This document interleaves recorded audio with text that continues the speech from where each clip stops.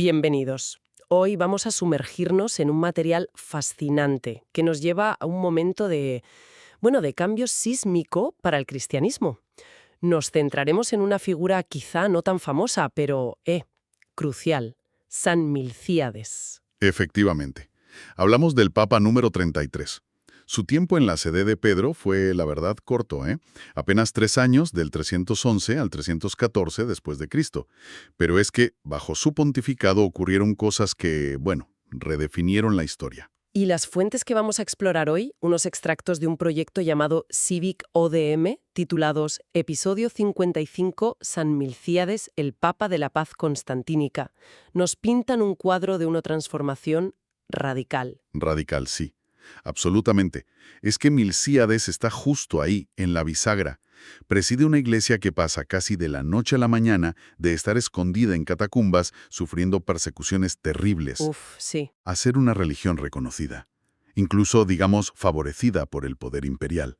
Todo gracias a la conversión de Constantino. Y al famoso Edicto de Milán, claro. Entonces, la misión que nos plantean estas fuentes es entender cómo este papa navegó semejante vuelco.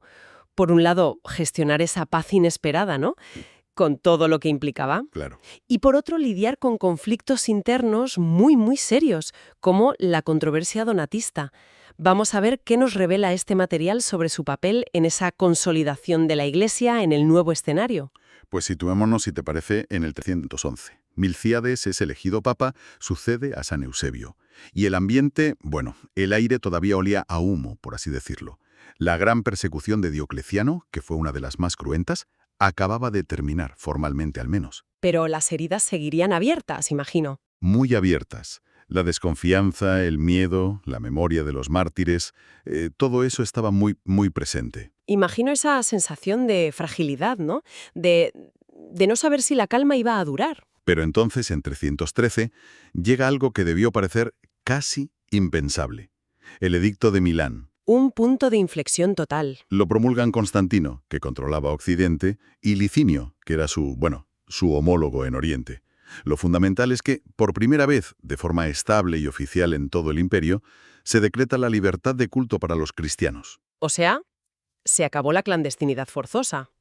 La amenaza constante. Exacto. Se acabó. Es difícil calibrar hoy el impacto psicológico que eso debió suponer. Claro, pasar de ser perseguido a poder practicar tu fe abiertamente, recuperar lugares de culto, debió ser tremendo. Sin duda, abrió un horizonte completamente nuevo. Y ahí está Milcíades, el eslabón número 33 desde Pedro, enfrentándose a este cambio monumental, algo que ninguno de sus predecesores inmediatos había vivido. Su papado es, literalmente, el antes y el después. Claro, porque la Iglesia pasa de ser una entidad, marginal, sospechosa. A una institución con reconocimiento legal. Y eso, inevitablemente, cambia también la percepción y la función del Papa, ¿no? Cambia todo. El obispo de Roma empieza a ser visto no solo como el líder espiritual de su comunidad, sino como una figura con la que el propio emperador, interactúa, a la que consulta, incluso a la que favorece. Adquiere una nueva visibilidad, un nuevo peso en el entramado social del imperio. Entremos ya en Madinland. El material destaca varias contribuciones clave de Milcíades. La primera, lógicamente, es cómo gestionó esta paz constantiniana que le tocó vivir. El Edicto de Milán se firma bajo su pontificado. ¿Qué tuvo que hacer en la práctica? Tuvo que empezar a construir la iglesia a la luz del día, por así decir. El edicto no solo daba libertad, sino que ordenaba devolver a los cristianos las propiedades que les habían confiscado: iglesias, cementerios, casas. O sea que de repente la Iglesia volvía a tener patrimonio. Necesitaba administrarlo, reconstruir. Exactamente. Y Milcíades tuvo que pilotar esa transición organizativa, pasar de una estructura casi invisible, clandestina, a una entidad pública, con bienes, con templos reconocidos. Eso es. Es el inicio de la organización territorial y administrativa de la Iglesia como la conoceremos después. Tuvo que, poner las bases para gestionar esa nueva realidad material y legal. Y dentro de esa nueva relación con el poder imperial, hay un gesto que las fuentes subrayan mucho por su enorme carga simbólica: la donación del Palacio de Letrán por parte de Constantino. Un gesto importantísimo, sí señor. Constantino cede a la Iglesia este palacio, que había pertenecido a la familia de su esposa, Fausta, en una zona noble de Roma. Y no es un regalo cualquiera, ¿eh? No, no. Se convierta de inmediato en la residencia oficial del Papa. Pensemos que hasta entonces los papas vivían de forma mucho más modesta y, bueno, oculta.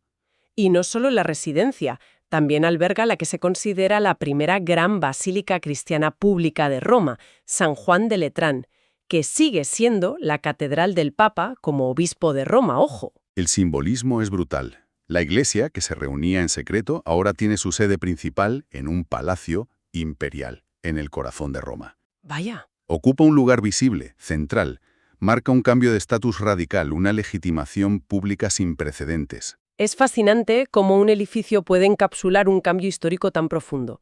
Y este nuevo espacio, el Palacio de Letrán, se estrena casi inmediatamente como escenario de otro evento crucial que mencionan las fuentes, el Concilio de Letrán del 313. Así es. Casi recién estrenado el palacio, Milcíades convoca allí un sínodo. Asistieron obispos sobre todo de Italia y del norte de África. Y el motivo principal era, bueno, intentar resolver una fractura interna que estaba causando estragos, el llamado cisma donatista. Aquí es donde la cosa se complica, me parece. Mientras la Iglesia recibía la paz del imperio, por dentro surgían tensiones muy profundas. ¿Qué era exactamente este conflicto donatista? Pues nace directamente de las cenizas de la persecución de Diocleciano. Durante aquellos años terribles, algunos miembros del clero, obispos incluidos, habían cedido bajo presión. Entiendo. Los más conocidos eran los traditores, los que habían entregado copias de las escrituras a las autoridades romanas para salvar la vida. Otros incluso habían realizado actos de culto pagano. Eran los lapsi, los caídos. Entiendo. Gente que, ante una presión extrema, había flaqueado en su fe públicamente. Un tema delicado. Muy delicado. Y en el norte de África, que era una región cristiana muy fervorosa y que había sufrido muchísimo la persecución, surgió un movimiento muy rigorista. Los donatistas, llamados así por uno de sus líderes, Donato, defendían una postura inflexible. A ver. Decían, esos clérigos lapsi que habían traicionado no podían administrar válidamente los sacramentos. Cualquier bautismo, ordenación o eucaristía realizada por ellos era considerada nula. Vaya. Exigían una iglesia de puros, sin ninguna mancha. Si habías caído, estabas fuera, y tus actos sacramentales no valían nada. Esa era la idea. Una visión de la Iglesia como una comunidad de santos, sin mancha. Y esto, claro, planteaba un problema teológico y pastoral de primerísimo orden. Claro. Si la validez de los sacramentos dependía de la calidad moral del cura, ¿quién estaba seguro de haber sido bautizado válidamente o de recibir la comunión? Claro. Generaría una inseguridad constante en los fieles, una angustia terrible. Y Milcíades tiene que abordar esto en el Concilio de Letrán del 313. ¿Cuál fue la postura que adoptó? El sínodo, bajo la dirección de Milcíades, escuchó a las partes, a los donatistas y a sus oponentes, como el obispo Ceciliano de Cartago, cuya consagración por un supuesto traditor fue uno de los detonantes del cisma. Y la conclusión fue clara, reafirmando lo que ya era la enseñanza mayoritaria de la Iglesia. La validez de un sacramento no depende de la santidad personal del ministro que lo administra. Y aquí es donde entra ese principio teológico tan importante que mencionan las fuentes, ex opere operato. ¿Es así? Exacto. Aunque la fórmula se pulirá más tarde, la idea fundamental ya está ahí. Ex opere operato significa algo así como por la obra realizada o por virtud del acto mismo. Ajá. Aplicado a los sacramentos quiere decir que su eficacia proviene de Cristo, que es quien actúa a través del rito establecido por la Iglesia, y no de los méritos o la virtud del sacerdote o del obispo que lo celebra. Pongamos un ejemplo práctico para entenderlo bien, si te parece. Claro. El bautismo es el caso clásico. Según esta doctrina, si un sacerdote administra el bautismo siguiendo el rito de la Iglesia, ese bautismo es válido y confiere la gracia divina. Incluso si, lamentablemente, ese sacerdote fuera una persona indigna o estuviera en pecado. Vale. ¿Y por qué? ¿Por qué? Porque quien actúa principalmente en el sacramento no es el hombre, el ministro, sino Cristo mismo, a través de su Iglesia. Entendido. Esto protege la objetividad de la gracia, ¿no? La acción de Dios no queda a merced de la fragilidad humana del intermediario. Esa es la clave.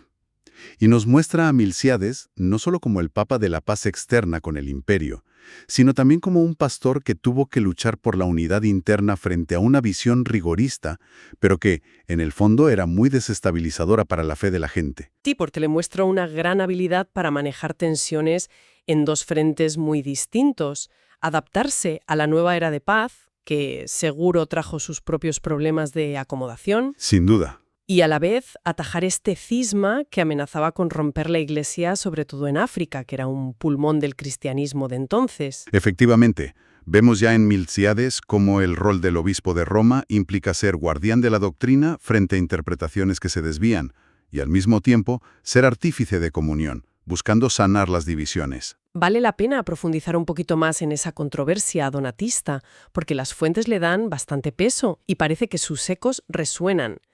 Decíamos que surge por los lapsi de la persecución de Diocleciano. Sí, y la postura donatista de exigir una iglesia de puros donde los sacramentos de los caídos no valían. Lo interesante es ver el núcleo de la disputa teológica. ¿De quién depende la eficacia de un sacramento? ¿De la santidad personal del ministro, como decían los donatistas? O de la acción de Cristo garantizada por la Iglesia, que era la visión católica defendida por Milcíades y Roma. Exacto. Una pregunta que, si lo piensas, tiene implicaciones enormes para la experiencia religiosa de cualquier creyente. Gigantescas. Imagina la angustia. ¿Me bautizó un sacerdote digno? ¿La comunión que recibí era válida? La postura donatista, aunque partía de un celo por la santidad, que es comprensible, Sí. conducía a una subjetividad y una incertidumbre radicales sobre la salvación y la gracia. Podría llevar a una caza de brujas constante para ver quién era suficientemente puro para administrar los sacramentos. Vaya lío. Lío tremendo. Y frente a eso, la respuesta del Concilio de Letrán en 313, bajo Milcíades, fue contundente. Doctrinalmente hablando al menos, porque el cisma no acabó ahí, duró mucho tiempo. Claro, pero sentó la base doctrinal. Fue contundente doctrinalmente, sí. Reafirmó que la validez sacramental viene de Cristo y la Iglesia, no del ministro. Es el principio ex opere operato. Y esto tuvo varias consecuencias eclesiales cruciales que las fuentes nos permiten entender. ¿Cuáles destacarías principalmente? Pues mira, primero, preservó la posibilidad de unidad de la Iglesia. Si se hubiera impuesto la tesis donatista, la Iglesia se habría fragmentada en innumerables grupos, cada uno juzgando la pureza de los otros y la validez de sus sacramentos. Hubiera sido el caos absoluto. Entiendo. ¿Qué más? Independientemente de las fallas humanas de los clérigos. Esto es fundamental para la confianza en la vida sacramental. Es verdad. Y tercero, reafirmó implícitamente la autoridad de la sede de Roma como punto de referencia doctrinal. Aunque era un conflicto local, africano, el hecho de que se buscara una solución en un sínodo en Roma, presidido por el Papa, y que la postura de Roma prevaleciera, al menos doctrinalmente, insisto, reforzó su papel como centro de comunión y garante de la fe universal frente a particularismos. Es interesante cómo una crisis regional acaba teniendo implicaciones para toda la estructura y la teología de la Iglesia Universal, de manual casi. Totalmente. Y esto nos lleva a reflexionar sobre el legado de Milcíades y de este periodo, más allá de los hechos concretos. ¿Qué nos enseña este material sobre la Iglesia de aquel tiempo y su evolución? Pues, por un lado, a mí me llama la atención que Milcíades lidera una Iglesia que demuestra una resiliencia increíble. Es que no nace del poder político, sobrevive a persecuciones terribles. Terrible, sí. Y cuando llega la paz, es capaz de adaptarse sin disolverse en el nuevo status quo favorable. Mantiene su identidad esencial. Muy bien visto. Y la donación de Letrán, en esa línea, es ambivalente, ¿no? Sí, el poder imperial se pone al servicio de la Iglesia, pero la respuesta a la crisis donatista, que es una cuestión interna y doctrinal pura y dura, muestra que la autoridad última de la Iglesia en materia de fe y sacramentos no deriva del emperador. Claro. Deriva de su propia tradición apostólica. Y hablando de tradición apostólica, el papel de Milcíades, en el caso donatista, parece reforzar esa idea de la sede romana como un ancla de unidad y universalidad, ¿no? Frente a un conflicto local que podría haber creado una iglesia africana separada, Roma interviene para mantener la comunión doctrinal. Sí, actúa como garante de la catolicidad, de la universalidad de la fe y de los sacramentos. Además, el donatismo es un recordatorio importante de que los primeros siglos del cristianismo no solo debatieron sobre quién era Cristo, las famosas herejías cristológicas. Sino también sobre qué es la Iglesia y cómo funcionan los sacramentos, controversias eclesiológicas y sacramentales, que también las hubo, y muy fuertes. Exacto. Y la solución que se perfila bajo Milcíades, la del ex opere operato, tiene una carga pedagógica muy profunda, me parece. ¿En qué sentido? Pues enseña que los sacramentos son un regalo de Dios, no una conquista humana. Son instrumentos de la gracia que funcionan por la promesa de Cristo, no por la virtud del que los maneja. Desvincula la gracia de la calidad moral del intermediario, lo cual es una idea bastante radical si se piensa detenidamente. Sí, sí, lo es. En suma, gestionar esa crisis, aunque el cisma persistió en África por mucho tiempo, fue clave para definir la comprensión de la Iglesia sobre sí misma, sobre la sucesión apostólica como garante de comunión y sobre la naturaleza objetiva de los sacramentos. Un trabajo inmenso para un papado tan breve. Un legado muy denso para solo 3 años en la silla de Pedro, desde luego. Sin duda. Hemos repasado el pontificado de San Milcíades, 311-314, un período corto pero intensísimo, como bien reflejan las fuentes que hemos comentado. Le tocó vivir y gestionar la transición a la paz constantiniana, recibir símbolos tan potentes como el Palacio de Letrán.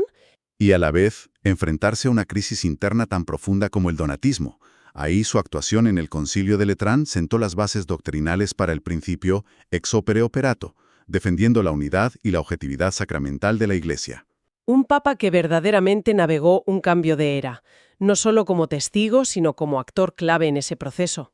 Un actor que ayudó a configurar la Iglesia para el nuevo mundo que emergía tras el fin de las persecuciones. Fue fundamental. Y para cerrar, como es habitual, una reflexión final que surge de este análisis.